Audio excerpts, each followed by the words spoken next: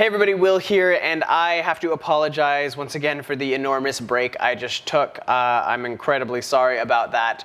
As you know, last year I launched this huge campaign against my Slumlord landlord, and that initial set of videos that I did really just completely dominated my time and energy for the first kind of half of the year. And in the second half, in addition to dealing with the whole legal aspects of it, I also had to try to get back to working normally. So I just had to neglect the YouTube channel. And again, I'm really, really sorry about that. There were Facebook pages where hopefully you guys went to get updates. Even there, I was pretty bad. My inboxes are all full at this point, and messages have gone unread for many, many months. I'm going to try to get to all of that very, very, very soon. But as I'm about to explain, the situation has been completely extraordinary, and I'm glad to say that at least we have reached a resolution finally. So last you heard about the situation, I had successfully gotten the old management company to pretend that they never were the management company. In a rather bizarre statement to the building, they said they were no longer administrative managers for the property. They were instead replaced with a newly formed company that promised to fix everything. They started by letting the old on-site manager, quite possibly one of the most lazy and idiotic persons alive, keep his job. Not only keep his job, I should say, he thought he was fired, and they told him, no, you're not fired, you still work here. So what followed was months of the exact same bullshit, right down to the piles of dog in the halls and the mountains of trash in the parking lot. The neighbor from hell, and I suspect on the advice of the new management company, decided to start playing his drum set again at all hours of the night. And it was on the advice of the Oakland Police Department that I decided to file a restraining order against him. And I'm happy to say that on June 5th, 2015, I was awarded with the restraining order. The neighbor from hell was specifically forbidden from contacting me, playing the drums, or even playing loud music between the hours of 8 p.m. and 8 a.m. I owe you all a huge thanks for this one. I actually used a big chunk of the GoFundMe money to pay for the $450 filing fee. It's kind of sad that if you're being victimized by somebody, you have to pay money to get the law to pay attention and stop it. But I paid that, and that shut him down. In fact, about a month later, the neighbor from hell moved out. Apparently, if you can't play your little drum set in the middle of the night, there's no point in even living here. Call the police, right? Let's all of us get arrested, okay? You. Now, just to name a few highlights from the last summer with the management company, on July 17th, I inspected the back halls and discovered that absolutely zero cleaning had been done to certain parts of the building since the maintenance crew left on April 4th. If you missed that comment in the earlier video, that rockstar maintenance crew that had been doing such an amazing job at the property was told to no longer come to this property by the building owner. He still worked at other building properties of that owner, as well as the previous management company. But they were told the three-person crew that came 3 times a week was told to no longer come here, and they were replaced with absolutely nobody. The task of cleaning the entire building was left in the hands of the on-site manager, who refuses to clean. I don't do the personal garbage, maintenance does. Are you the building manager? I am. Get back here. Get back. I just had a couple questions about maintenance in the building. On July 20th, management hires this man to sort through the landfill in an effort to get free trash removal service, despite numerous tenants complaining about their privacy being violated by unknown people cutting open and inspecting their discarded trash bags. This guy in particular that I showed you a picture of, that was significant because he was just some guy off the streets. I forgot his first name, but one of the neighbors recognized him as something from the block. That's his nickname, something from the block. And when he saw me take that picture, he actually started threatening me. On July 25th, a homeless person abandoned a shopping cart in the front lobby, and it remained there for over 3 weeks. On August 1st, notice posted asking tenants to apply for position of on-site manager. Get this, the on-site manager quit, apparently. That's what I've been told from numerous sources. He quit. They didn't fire him, he quit. August 3rd, after an unannounced construction project in the laundry room, we discovered that the walls are apparently filled with trash. And by the looks of the dryer lint in the wall cavities, it appears that the dryers were simply pumping their exhaust into the walls. Now here's where it gets even more shocking. One aspect of the building that I didn't want to bring up, partially because I didn't want to find out what was going on, was with the community restrooms. Now, as the management company, the original management company explained to me when I came in, there are restrooms in the building available to all the tenants for reasons like it's, again, a live-work building for people who have employees and maybe don't want their employees using their private bathrooms, or maybe when you're holding special events and have a lot of people over, it's an additional restroom to help you deal with that. It's actually not that strange for a live-work building, and it was maintained by, again, that 3-person maintenance crew that used to come in 3 times a week that no longer worked there. So I've put an annotation here to skip ahead of this rather graphic part of the story. If you want to do that and you have a weak stomach, you might want to click that now. But I went ahead and went into the restrooms to see the condition of them. And as you can see, absolutely zero cleaning had been performed on them since they left in April 4th. We're in August now, by the way. And as you can see, graffiti is everywhere. The lights are mostly burnt out. The exhaust fan does not work, and you can see that there's just basically piss all over the floors. There's nuts in the sink for some reason. Every single toilet is splattered with shit. And to top it all off, there's an open sewer. There's literally an open sewer in one of the stalls that you could maybe twist your ankle in, I suppose, and also it's an open sewer. I reached out to the management company for a comment and included pictures of the bathroom, of course, and they replied, "As you know, each unit has its own private bathroom. We are in the process of decommissioning this bathroom due to some tenants using it like it's their own private bathroom," whatever that means. "Until then, we will dedicate extra resources to its maintenance." To be clear, you're not allowed to do this. If you have an apartment with a pool, you can't just fill in the pool because one tenant keeps peeing in the pool. You either have to deal with the offending tenant, or you can close the pool and compensate every single tenant for it. Similarly, I lived in a building in the past that had a workout room, and the workout room was a unit. It was exactly like my studio apartment. And think about it, they could rent that space out as an apartment, but they knew there was a greater value in it to basically jack up everybody else's rent, and we all get a workout room. It was great. Here they're just closing our bathroom, not giving us a penny, and also trying to get away with not cleaning it. And suddenly, and without any notice to any of the tenants, the bathroom was walled off. The entire little hallway that leads to the bathroom was completely walled off by a construction crew without permits, without a licensed contractor. And the best part of this is that ever since that notice came in that's saying they were gonna allot some extra resources to maintaining it until it's closed, I had been checking in pretty much daily going in there. Absolutely not a single resource was spent on cleaning it. And I was there the day they built that wall, and I can tell you that before they built that wall, they did not clean it. So entombed in the middle of the building is a giant cavity full of essentially. I've even heard from a few tenants who have been in the units that are sharing a wall with that space that you can smell the bathrooms in there from the units that, again, people are renting. So another really shocking move from that management company. August 14th, I receive a 3-day notice to pay rent or quit. Now, normally when this happens, it means that somebody wasn't paying their rent. And one comment a lot of people told me is just stop paying your rent. Let me tell you that during this situation, this sort of situation where you have a great case, especially where you've already hired lawyers, you don't want to not pay your rent. Just don't give them an excuse, keep paying your rent. And that was the tactic I was using.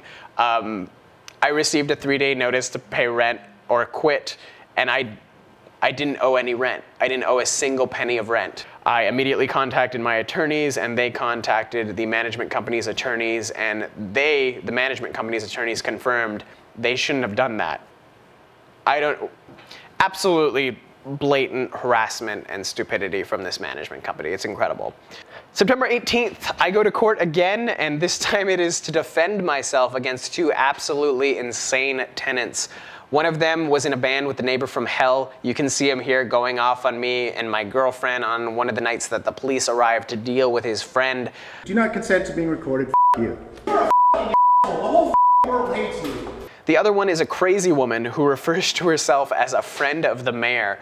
You can see her here dancing in the streets after police were called because she was vandalizing the building. The police weren't even called by me, they were called by someone else. And I am now being videotaped by this man who has no authorization to videotape me, and as of this point, evening, gentlemen, you must stop. They filed a restraining order against me, and I had to go to court for this. And the reason was, I actually cannot figure out the reason. It's not quite clear. If you read, like, the woman in particular did this huge report that just was complete nonsense, but to boil it down to its main kind of point, it was that they were getting a restraining order from me because I was suing their landlord. Doesn't make any sense at all. Basically, when you go into these things, the first thing the judge does is he tells, he swears you in. Am I going to tell the truth? I am. Apart from that, I didn't have to open my mouth to say a single word. Both these cases were dismissed, and that was some taxpayer money down the drain. Nothing. You know nothing. November 17th, it rains, meaning 633 days have passed since I submitted my official request to repair the leaky roof. So during this whole time, I should mention the city of Oakland is coming into the building. They are touring it. They're inspecting the place. They're also having architects come in to draw up plans for compliance to bring the building into compliance, because there's a lot of major issues. That's kind of been what we've been hearing throughout the entire summer, a lot of major issues.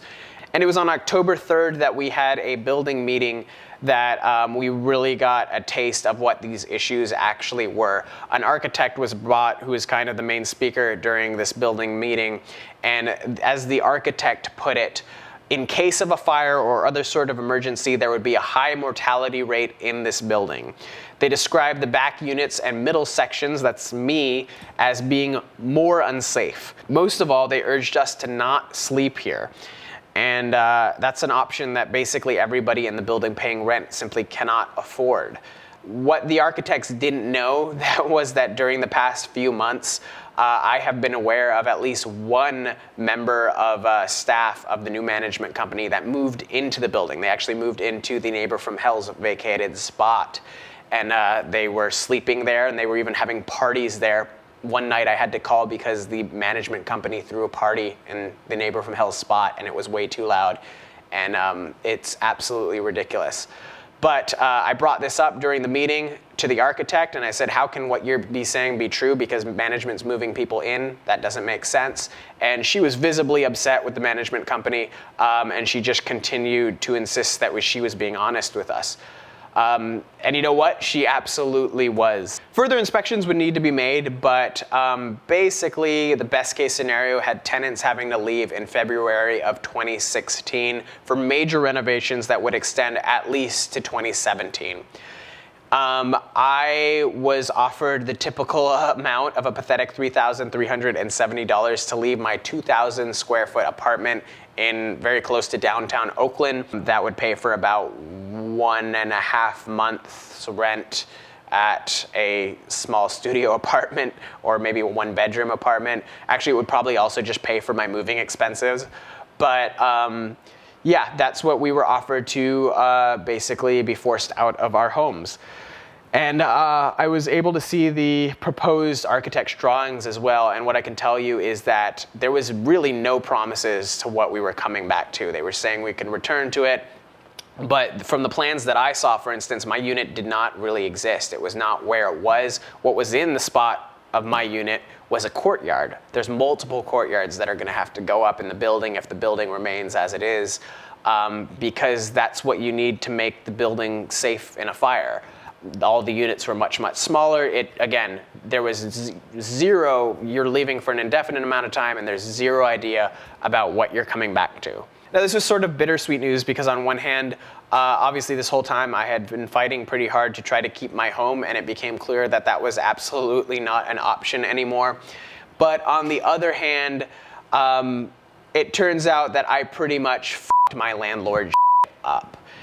Now, One thing that I really didn't go into too much detail here is the relentless amount, or at least in this video, is the relentless amount of harassment that we received, both from management, from people in building, both on and offline. Like, not just harassment, like death threats and vandalism. One of the things a lot of people were saying was that I staged this whole thing, that I somehow made the building unsafe, that I was dragging that whole mountain of trash. I had dragged it all out there to sort of lie about this whole situation as a publicity stunt for my YouTube channel, despite the fact that I didn't even monetize all the videos. And with this news about the building, it became absolutely crystal clear that this wasn't just about misplaced exit signs or, you know, slightly leaky roofs or slight neglect. This was 100% fraud. We were not allowed to live in those buildings. Nobody ever should have been moved into this building. And somehow one of the largest management companies in Oakland, as well as this really, really rich, wealthy guy, moved a bunch of people in and got away with it for over a decade. And that party, again, was coming to a close. Once again, I have a lease that specifically says residential use on it. A lease is a contract, and in honor of that contract, I've given them about $80,000 at this point. And they have provided me with not what I paid for, along with many, many other people in the building. I think there's, I think, close to a couple hundred people in the building, well over 100. So that is that situation there. Again, sort of horrible news, but also very redeeming news. Again, it proves our case, and everything is exactly what I've been saying. Finally, on November 24th, we got an official notice from the city of Oakland. Among other things, it stated the building is declared substandard and a public nuisance. The certificate of occupancy is revoked, and administrative citations totaling $5,000 are assessed. Now, bear in mind, $5,000 is the annual maximum for this sort of fine, but you can be assured that there are lots and lots of other costs that the owner is now having to eat because of this situation. For one, I know that ever since my PG&E video came out, they have been unable to charge people for electricity, which is costing them thousands and thousands of dollars every single month. The owner has had to hire dozens of specialists to come in and try to manage and create a plan for compliance for the property, which has cost him a lot of money. And most importantly, these plans to renovate the building will likely cost millions of dollars to him, as well as years of lost rent for the 30+ units that exist there. Not to mention my cut.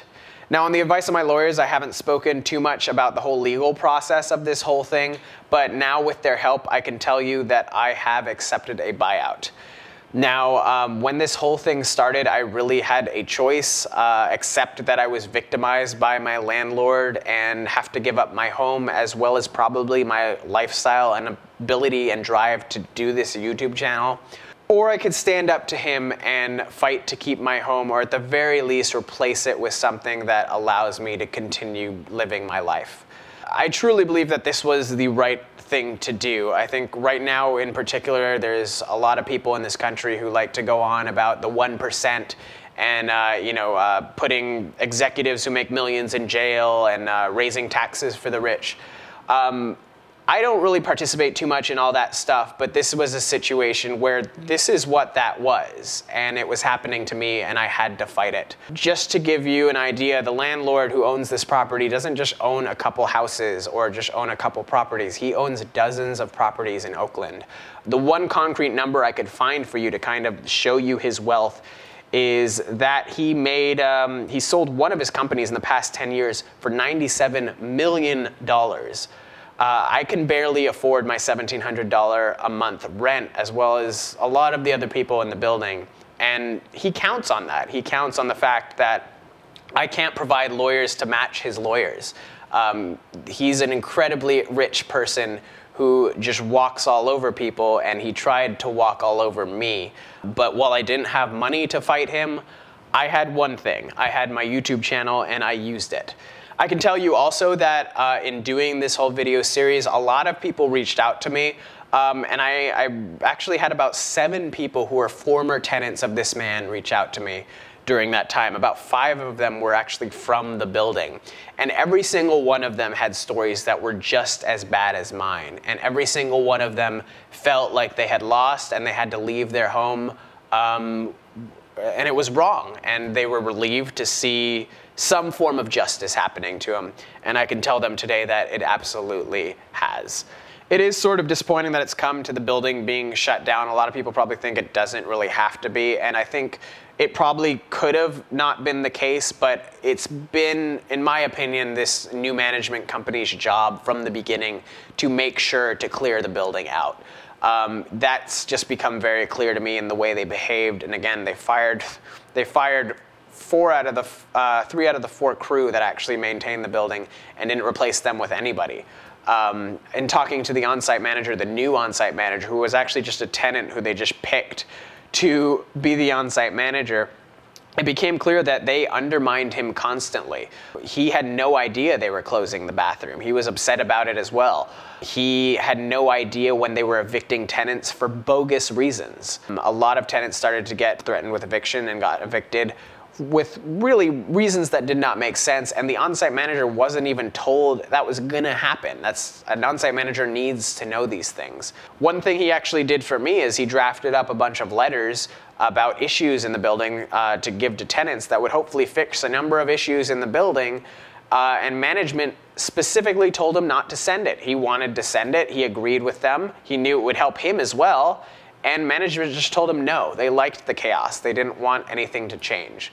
What you're actually watching right now is from December 18th, and the workers on the roof are there only after a few days prior the roof sort of collapsed in a waterfall on some sleeping tenants in their bedroom. It was pretty horrible in the middle of the night because of all the leaks and everything. A big chunk of it finally let go. A bunch of water started pouring into the tenant's room. That tenant nearly broke down the on-site manager's door. You can see a picture of it right here.